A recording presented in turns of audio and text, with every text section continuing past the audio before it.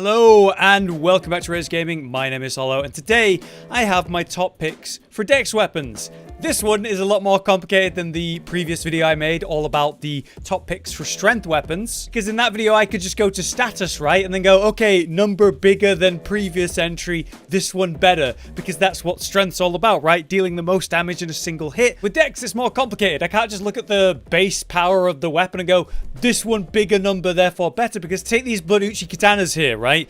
They have, reasonable AR, but there's much higher AR weapons. These are blood katanas, not regular or keen ones, so their AR is lower. But that doesn't mean they're weaker. In fact, they're ridiculously strong. That's through the fact that I'm using a bleed build with things like the white mask or this talisman. So to see the power of this build and go, is this stronger than one thing over another? I can't just go to the numbers and look at the AR and go, okay, yeah, bigger number. So this is, of course, very much preference-based, based on numbers, based on performance, based on movesets, and I'm going to give you the best answers I can, but of course it's certainly less objective. However, we do have some pretty cool choices. I'm going to show you my favorite Ash of War weapon. We're going to have our top AR Dex weapon. We've got dual-wield weapon options. We've got wildcard options as well. I'm going to upset some people first. First up, there are no flails in this list. I really like the flails, but they are just a bit awkward to use. There are not scythes in this list, because to be honest with you, I think their designs are pretty boring and the moveset's not very good either. As far as scythes go, we've had much better entries in the series compared to Elden Ring's options. But if you really do want a dex scythe, then just the scythe is your best option. Lastly, weapons like the claws or the daggers do scale well and have solid numbers if that's what you're into. That's just the problem is they have absolutely no range, making them basically unplayable in PvP and very hard to use in PvE. But if you're into them, they are good. Either way, let's get started with the video. I need to respec and upgrade some weapons to show you. Okay, to start with, we're going to begin with what I consider the most obvious option. And I imagine plenty of people talking about it because I see it in PvP constantly.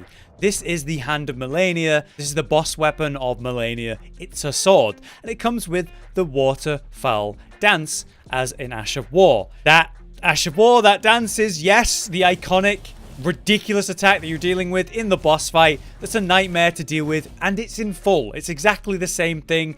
It is ridiculously good, and we're even seeing speedrunners try and use this to do skips now, which is quite interesting. But yeah, as far as two-hand weapons go for dex, it's not something you're going to see a lot of. We're going to talk about dual wielding and how good that is and why shortly, but damn, as far as having a few options for two-handing dex builds, this is pretty much the peak of it, because that Ash of War is arguably one of the best, if not the best, in the game. It also comes with some blood loss buildup at a really solid 50 as a baseline, so you might see some blood procs, and if you imagine the amount of times you're hitting with that Ash of War, yeah, you're going to see those blood procs. It does have a very high dex requirement of 48 to get you going. And of course, this is going to be a late game option. You're not going to pick this up right at the beginning of the game. But 650 AR on a single weapon for dex is not bad at all. And its moveset is a straightforward and easy to use two-hand katana moveset. You know, it's standard. Where I see this weapon shine the most is the fact that you can just absolutely mind-numbingly brain off L2 people to death, especially if you're dealing with like multiple targets, maybe a gank squad. That is a wonderful ability for that. Now, the benefit of using a two-hand weapon as a dex player is, hey, you know, you have your offhand that you can pull out. So we might pull out a dagger here, like the parrying dagger, or maybe a buckler with the golden parry for a better parry on it. There's some nice utility in having an offhand like that you can quickly pull out and use. So in terms of dex weapons, then, this is, of course, my top pick for Ash of War on a dex weapon. You imagine this with the Mimic, for example, the amount of value you're going to get out of a Mimic spamming this on a target. Let's see if we can get the blood proc. Look at that damage. Look at that. I pressed L2 once.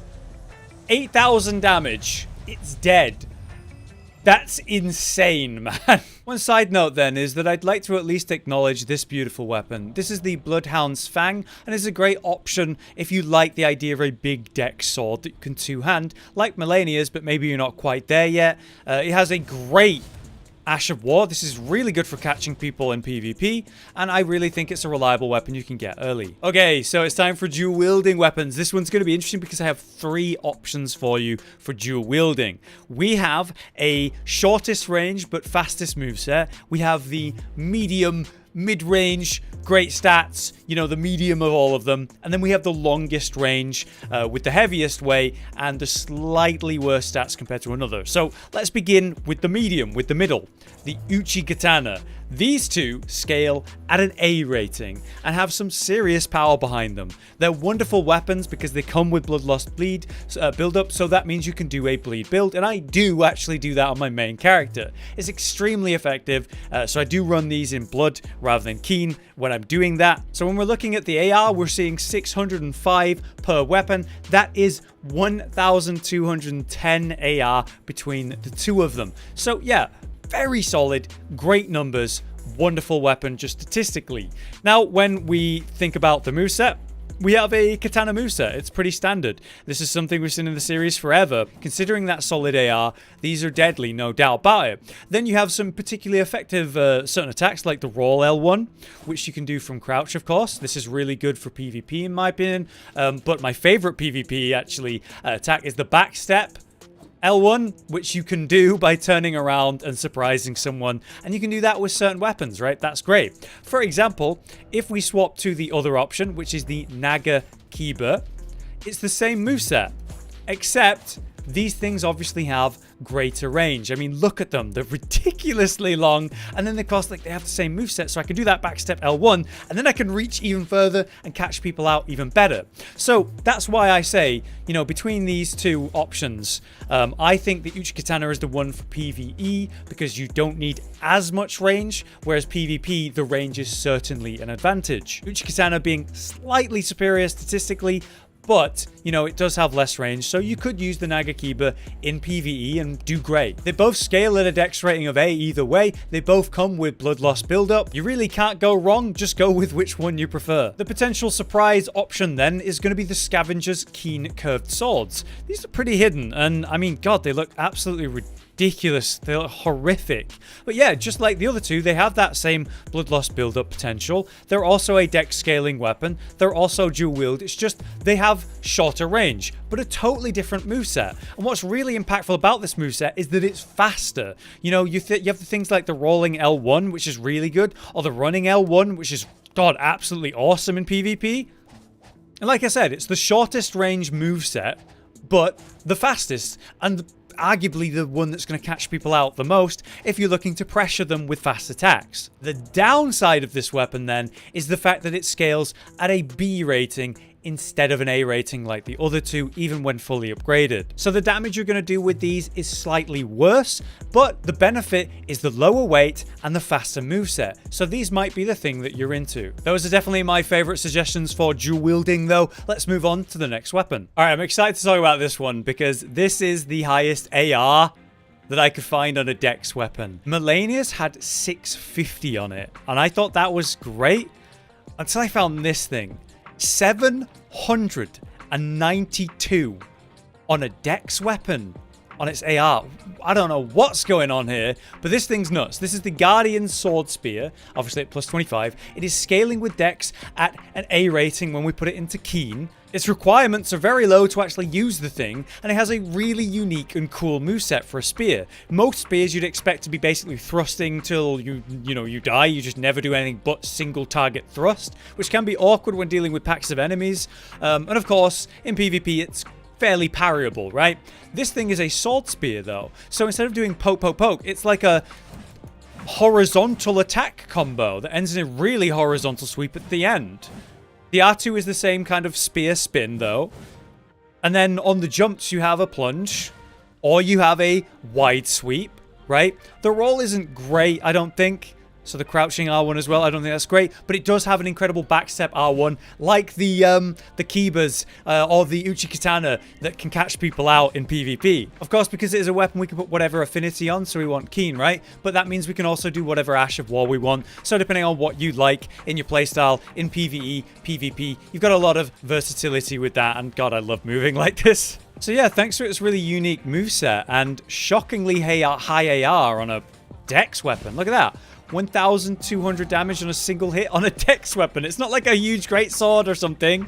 I just think it's really fun to use and very, I don't know, it just feels very smooth. All right, goodbye, my friend. You've been a great test dummy. I love you. This poor guy.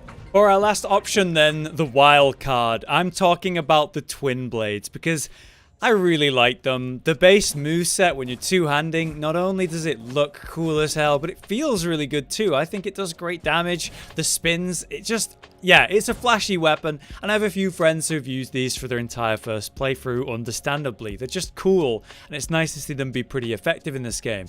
But what I'm actually using right now is the Twin Blade plus 25. It's the one you get at the beginning of the game. It scales at a B rating with Dex, and that brings us to a 587 AR on a weapon that's going to attack multiple times. It's kind of like dual wielding two weapons, right? Because you're hitting multiple times. It's not bad, but there's actually a better option for your twin blades for Dex specifically. That is the Godskin Peeler. As you can see, it scales instead of a B at an A. So that brings our, let me two-hand, that brings our AR to 619. And yeah, look at this. It's the exact same moveset. It works exactly the same, just as cool, just as flashy, just as satisfying. But then, yeah, you have that poke, you have that thrust. So I do believe this is the better twin blade, and I quite like its unique style. You know, you've got the kind of hook for the scythe on the front end, and then the bottom end, you've got that stabbing option for thrust. I really like it. However, one thing I want to bring up with this wildcard is the fact that yes, we can power stance these two weapons.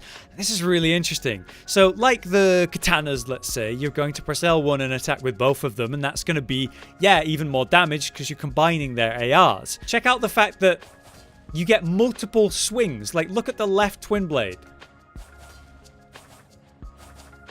Both weapons are trying to hit with both sides, so it doesn't always happen on all of the swings, but on some of them you're getting 2 hits of one weapon, which is really cool. And then we consider things like greases. Now, obviously, these weapons don't have default bleed buildup like most of the weapons on this list apparently, so yeah, we can grease them up and get some serious effects, and look how cool they look when you're doing this. It's just really unique. I really like it. Now, personally, I think the power stancing, as cool as it is a bit slow for me. I would much rather just, you know, two-hand one and use it on its own. I really love the moveset, but god, do these weapons look so cool when you grease them up.